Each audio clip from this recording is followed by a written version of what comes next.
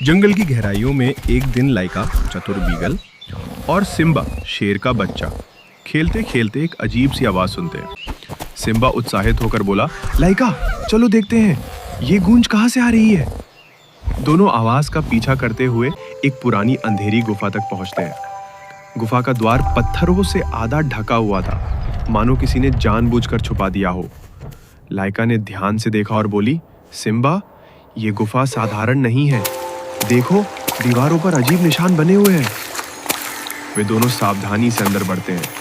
गुफा के भीतर हल्की नीली रोशनी झिलमिला रही थी। अचानक हवा में तेज सरसराहट हुई और उन्हें ऐसा लगा जैसे कोई उनकी हर हरकत देख रहा हो। सिम्बा थोड़ा डर गया। लाइका मुझे लगता है हमें वापस जाना चाहिए।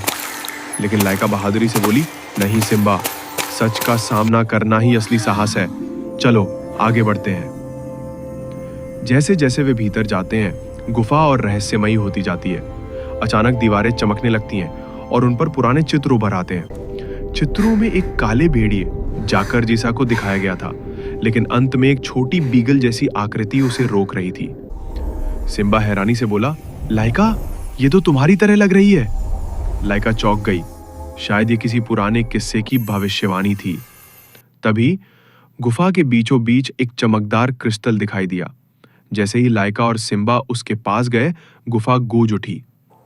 सच्ची दोस्ती और साहस ही अंधेरे को हराने की शक्ति है। लाइका ने उस क्रिस्टल को छू लिया और गुफा की सारी अंधेरी परछाइयां अचानक गायब हो गई।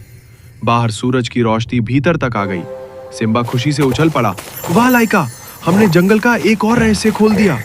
लाइका मुस्कुराई और बोली, याद रखना सिम्बा, डर से भागना आसान है, लेकिन उसका सामना करना ही असली जीत है। दोनों दोस्त हंसते खेलते गुफा से बाहर निकल आए। गुफा अब शांत थी, लेकिन उसके रहस्य हमेशा जंगल के दिल में बसे रहेंगे।